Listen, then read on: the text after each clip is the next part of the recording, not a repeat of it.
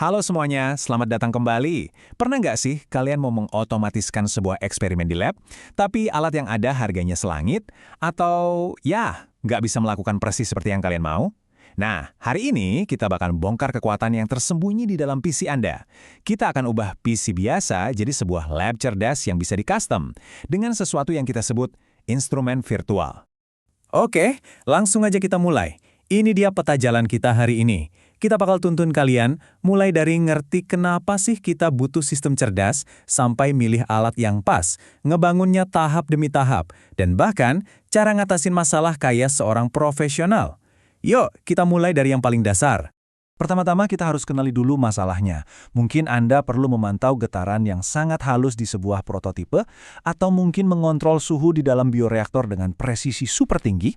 Nah, instrumentasi virtual ini jagonya dalam menciptakan solusi yang emang dibuat khusus untuk tantangan-tantangan unik seperti itu. Ini skenario yang klasik banget. Bayangin, ada seorang peneliti yang butuh sistem akuisisi data 15 channel. Tapi yang ada di pasaran cuma 8 atau 16 channel dan harganya, wah, premium. Atau mungkin Anda mau mengotomatiskan lini produksi, tapi software yang ada nggak mau nyambung sama sensor-sensor ramah Anda. Disinilah kita harus pinter-pinter cari akal. Dan solusinya adalah instrumentasi virtual, atau kita singkat VI. Gini deh mikirnya, daripada beli osiloskop fisik yang gede dan makan tempat, Anda cukup beli satu kartu hardware sederhana, lalu pakai software buat bikin osiloskop virtual di layar komputer. Lengkap dengan tombol, knob, dan displaynya, yang semuanya bisa Anda atur sesuka hati. Itulah hebatnya kalau software yang mengendalikan hardware. Oke, sekarang ayo kita buka kap mesinnya dan lihat komponen-komponen apa aja sih yang ngebentuk sebuah sistem VIM. Paham cara kerja setiap bagian ini adalah kunci buat ngebangun sistem yang andal. Intinya gini, software itu adalah otak sadar Anda, dan hardware itu adalah sistem indera Anda. Hardware merasakan dunia nyata, suhu, tekanan, suara. Sementara software bukan cuma menafsirkannya, tapi juga menampilkannya dengan cara yang Anda mengerti. Misalnya jadi grafik di layar atau lampu peringatan yang menyala. Nah, ngelanjutin analogi tubuh kita tadi, sensor itu ibarat ujung-ujung saraf Anda, termokopol yang merasakan panas, atau mikrofon yang mendengar suara. Sementara aktuator adalah otot-otot Anda, motor yang berputar, katup yang membuka, pemanas yang menyala, semuanya atas perintah dari otak, yaitu si software. Nah, DAQI atau akuisisi data ini adalah penerjemah universal Anda.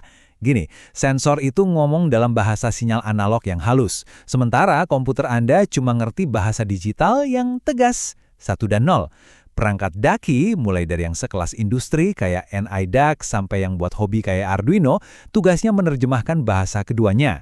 Memilih DAQI yang tepat itu krusial banget buat akurasi data Anda.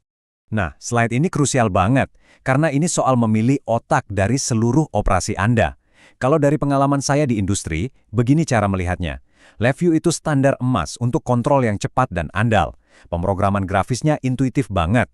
Python itu seperti pisau lipat Swiss, open source, super fleksibel, dan pas banget kalau Anda perlu mengirim data ke cloud. Sementara MATLAB, wah, dia jagonya untuk analisis data yang berat dan desain algoritma kontrol yang kompleks. Pilihan Anda di sini bakal nentuin arah proyek Anda ke depannya. Oke, sekarang kita masuk ke bagian intinya. Gimana caranya semua komponen tadi kita rangkai dalam sebuah proses yang terstruktur. Mengikuti alur kerja ini adalah kunci menuju proyek yang sukses. Percaya sama saya, sebagai orang yang udah ngabisin waktu berjam-jam buat debugging, melewatkan salah satu langkah ini sama aja cari masalah. Saya pernah lihat proyek gagal cuma gara-gara ada yang nggak ngecek ulang kabelnya sebelum mulai ngoding. Mulai dari desain, lanjut ke kabel, baru konfigurasi, dan setelah itu baru tulis satu baris kode. Urutan ini harga mati, nggak bisa ditawar. Teori sih oke, tapi ayo kita lihat gimana prinsip-prinsip ini diterapin di proyek beneran. Ini bakal bikin konsepnya jauh lebih kebayang. Oke, kita mulai dari proyek yang klasik. Monitor suhu real time. Ini adalah titik awal yang sempurna karena ngajarin kita inti dari VI, mengambil data fisik, dalam hal ini suhu, mengirimkannya ke komputer, lalu menampilkannya dengan cara yang berarti, bahkan mungkin bisa memicu alarm. Dan kerennya lagi, Anda nggak perlu hardware jutaan rupiah. Cukup Arduino Uno yang sederhana buat baca sensor, kirim datanya lewat kabel USB biasa, dan beberapa baris kode Python dengan library gratis kayak Matplotlib, udah bisa bikin grafik suhu yang update langsung di layar Anda. Sesimpel itu. Sekarang, kita naik level ke sesuatu yang lebih berbau industri, kontrol motor DC yang presisi. Coba bayangin lengan robot, ban berjalan di pabrik, atau bahkan sistem fokus teleskop. Semua ini butuh kontrol kecepatan yang sangat akurat. Nah, ini bedanya. Sistem ini bukan cuma sekedar ngasih perintah putar, tapi ini sistem closed loop.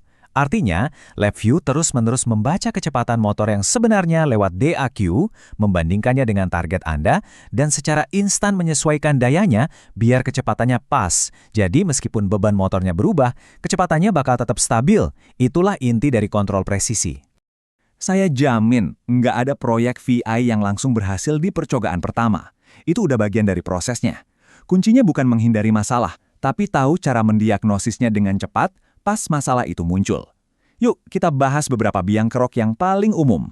Ini pertanyaan yang pasti dihadapi setiap orang yang ngerjain proyek ini.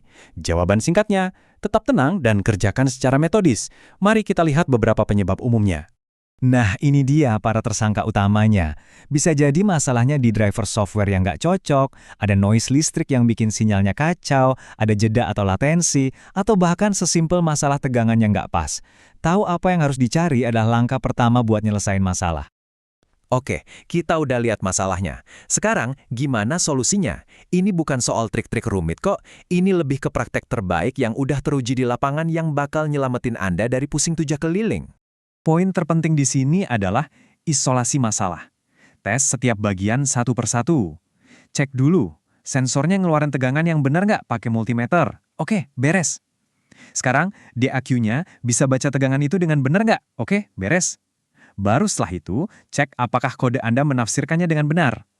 Dengan ngetes bertahap, Anda pasti nemu di mana titik masalahnya. Dan catat semuanya. 6 bulan lagi, Anda bakal berterima kasih sama diri sendiri. Jadi, setelah semua proses desain dan debugging yang melelahkan, apa sih hasilnya? Kenapa semua ini penting?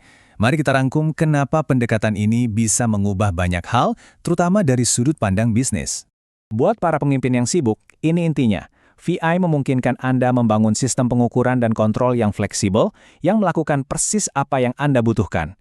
Ini hemat biaya, karena Anda pakai hardware standar dan software yang bisa diubah-ubah. Dan yang paling penting, ini bisa diskalakan. Anda bisa dengan gampang nambah sensor atau fitur baru di kemudian hari tanpa harus mulai dari nol.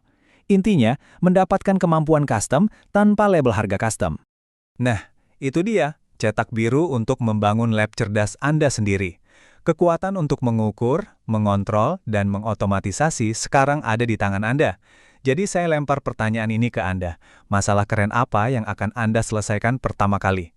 Terima kasih sudah menyimak.